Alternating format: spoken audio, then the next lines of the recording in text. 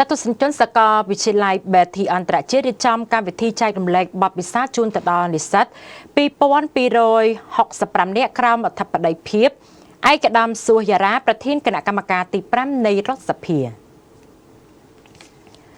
ដោយបានការអនុញ្ញាតដ៏ខ្ពង់ខ្ពស់ពីសម្ដេចមហារដ្ឋសភាទីការអធិបតីខួនសុដារីប្រធានរដ្ឋសភានៃបេតិជាណាចក្រកម្ពុជានៅព្រឹកថ្ងៃទី23ខែមេសាឆ្នាំ2025ឯក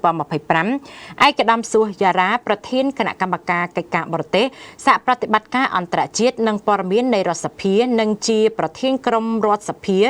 កម្ពុជានៃសភាវ័យក្មេងបានអញ្ជើញចែករំលែកបទពិសោធន៍លើប្រធានបទកិច្ចការបរទេសនិងសហប្រតិបត្តិការអន្តរជាតិនៃរដ្ឋសភាជូនទៅដល់ថ្នាក់ដឹកនាំបុគ្គលិកសាស្ត្រាចារ្យនិងនិស្សិតសរុបចំនួន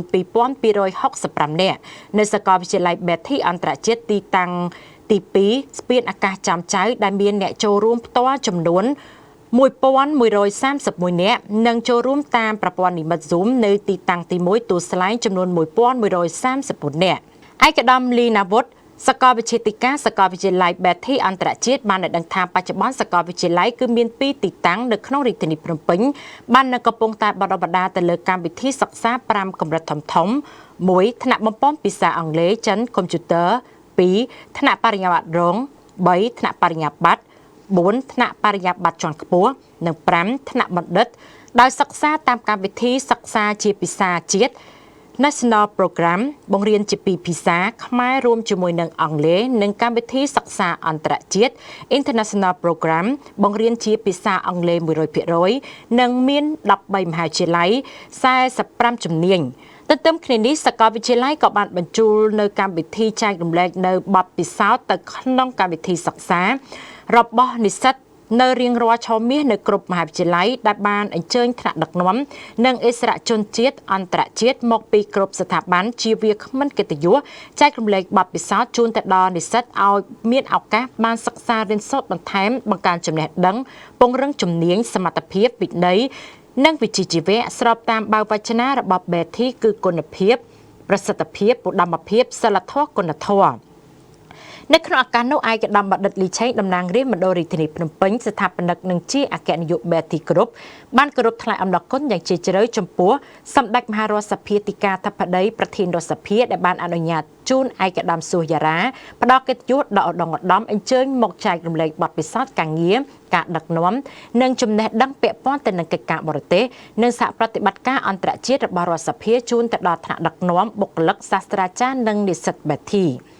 នៅក្នុងឱកាសដ៏ឧត្តមឧត្តមនោះឯកឧត្តមសួរយារ៉ាបានអញ្ជើញចែករំលែកបទពិសោធន៍ដឹកនាំដ៏មានតម្លៃជូនទៅដល់ថ្នាក់ដឹកនាំបុគ្គលិកសាស្ត្រាចារ្យនិងនិស្សិតដែលផ្ដោតសំខាន់តួនាទីភារកិច្ចរបស់រដ្ឋសភារួមមានមុខងារនីតិកម្មឬតាក់តែងច្បាប់តាមដាននិងត្រួតពិនិត្យការអនុវត្តច្បាប់និងភាពជាតំណាងជាពិសេសរដ្ឋសភាក៏មានតួនាទីអាចធ្វើសេចក្តីស្នើច្បាប់បានផងដែរដោយច្បាប់នីមួយៗត្រូវទទួលការឡាយព្រះហស្ថលេខាដោយព្រះមហាក្សត្រទើបចូលជាធរមាននិងអាចប្រកាសប្រើជាផ្លូវការបានចំពោះការទូតសន្តិភាពសភាកម្ពុជាមានបទពិសោធន៍នៅក្នុងការកសាង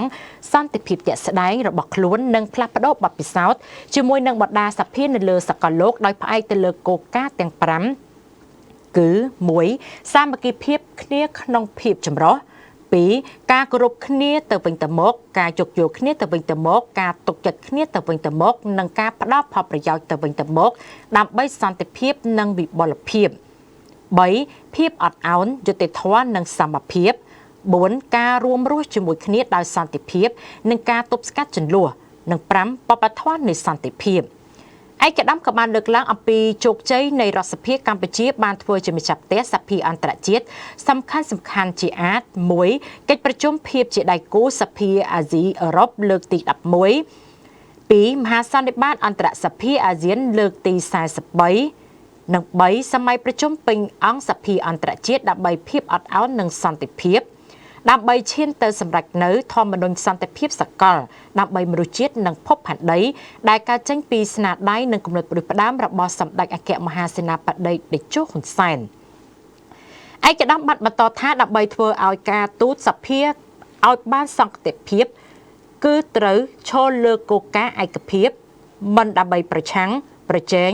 ប្រណាំងប្រជែងឬក៏ប្រឈមមុខប៉ុន្តែឯកភាពដើម្បីសហប្រតិបត្តិការបង្កើនភាពធន់ក្នុងការជំនះនៅឧបសគ្គព្យុះភូមិសាស្ត្រនយោបាយដើម្បីការពារផលប្រយោជន៍ជាតិស្នូលរបស់កម្ពុជារក្សាសន្តិភាពស្ថិរភាពការរស់រាននិងការរីកចម្រើនដែលប្រកាន់ភ្ជាប់យ៉ាងម៉ឺងម៉ាត់នៅអព្យាក្រឹតភាពការគោរពច្បាប់អន្តរជាតិនិងគោលការណ៍បរទេស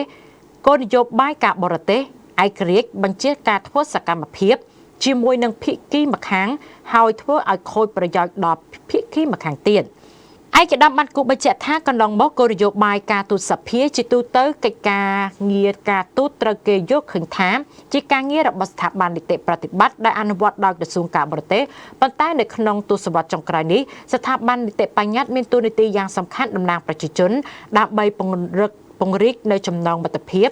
ជាមួយនឹងសភានៃបណ្ដាប្រទេសជាមិត្តទាំងក្នុងក្របខ័ណ្ឌទ្វេភាគីនិងពហុភាគីជាទីបញ្ចប់ឯកឧត្តមប្រធានបានផ្ដល់កិត្តិយសអញ្ជើញចុះហត្ថលេខាទៅលើសៀវភៅអនុស្សាវរីយ៍និងប្រកាសសៀវភៅធម្មនុញ្ញសន្តិភាពសកលជូនទៅដល់សាកលវិទ្យាល័យបេធីអន្តរជាតិនាពេលនោះផងដែរ